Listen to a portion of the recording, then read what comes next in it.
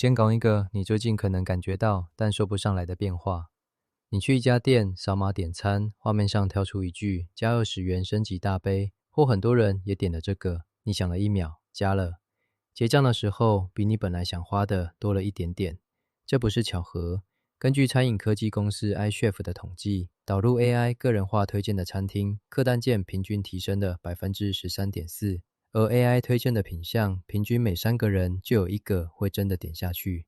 这里有意思的地方是，店家1毛钱的定价都没改，它没有涨价，却让你每一次多花了大概1乘3。而我先把话讲在前面，如果我是老板，这种工具我大概也会想用。但这一集我想带你看的是，它真正的成本几乎都不在那张月费账单上。这是一笔看起来很划算，但很多店家会算错的账。欢迎来到餐饮之外。从一份餐点、一杯饮料出发，我们聊产业、聊时事、聊 AI 怎么改写这个世界。先讲为什么店家会想用它。我们前几集聊过，餐厅想多赚一点，最直觉的方法就是涨价。但涨价会掉客，而且菜单改一次有成本，不是想涨就能涨。AI 推荐给了店家第3条路，定价1毛不动，但让每一个进来的客人平均多点一点。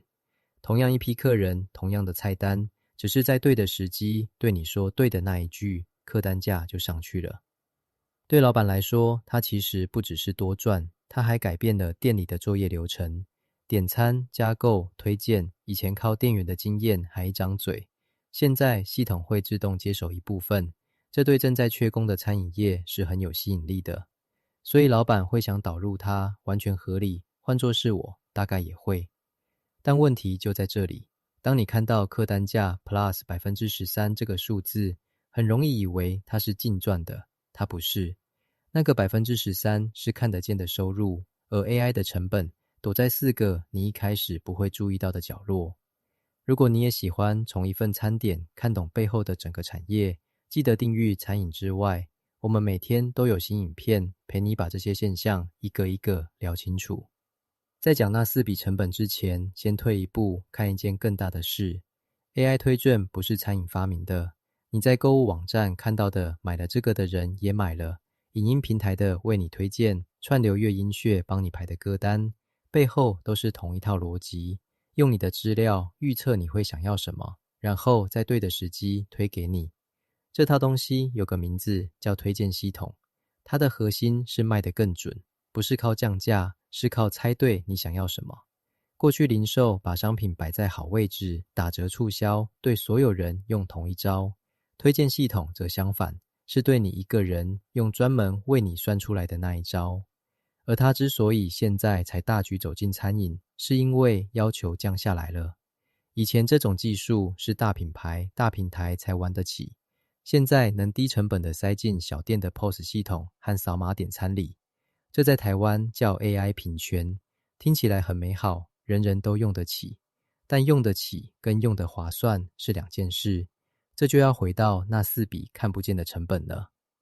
第一笔是资料成本。AI 要懂你的客人，得先有客人的资料，而资料不会凭空出现，你得先做会员系统，绑赖，累积消费记录。更麻烦的是，资料不够的时候，它对症的其实很瞎，得养上一段时间才会准。也就是说，你导入的头几个月，客点价不会马上加1乘3，算下来甚至是赔的。菜单位一改，模型还得重学一遍。第二笔是流程改造成本，这也是最容易被低估的一笔。打工的要重新训练怎么跟系统的建议配合，厨房出餐要跟得上 AI 一次推爆的单，过渡期效率通常会先掉一段，才慢慢爬回来。这笔钱不会出现在任何一张报价单上，它藏在时间和阵痛里。第三笔是锁定成本，这个我们之前聊外送的时候讲过，叫换掉的成本。你绑定了一家系统之后，客人的资料在人家的伺服器上，想换平台等于资料重来，打工的重训。而一旦你离不开它，对方就握有定价权，月费会慢慢往上调，这是我们看过太多次的剧本。再加上系统当机的那一天，等于不能点餐，不能结账，这是实实在在的营运风险。第四笔也是我最在意的一笔是信任成本。AI 推荐是一把双面刃，推得准，客人觉得这家店真懂我；推过头，客人会觉得我是被演算法算计的一个提款机。短期你的客单价 plus 13%，但如果体验变成一直被推销，长期的回头率可能悄悄的在掉。而你在仪表板上看到的只有那个漂亮的短期数字，看不到那些默默不再回来的人。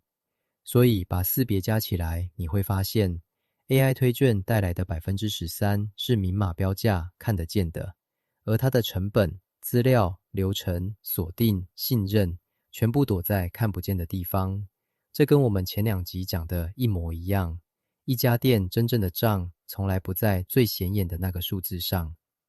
所以回到最开始那个问题， AI 推荐店家到底该不该用？我的看法是值得用，因为它确实在改写店里怎么运作、怎么赚钱，这是真的，不是泡沫。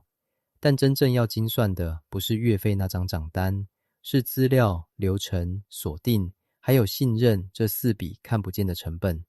尤其是信任， AI 可以帮你把每个客人的当下榨到最多，但它算不出来的是那个客人愿不愿意下礼拜再走进来。那如果是你，你会希望店家用一套很懂你的 AI 来服务你吗？还是你其实宁愿它笨一点？我们是餐饮之外。如果你喜欢这次的主题，记得订阅、按赞、分享、开启小铃铛。我们下集见。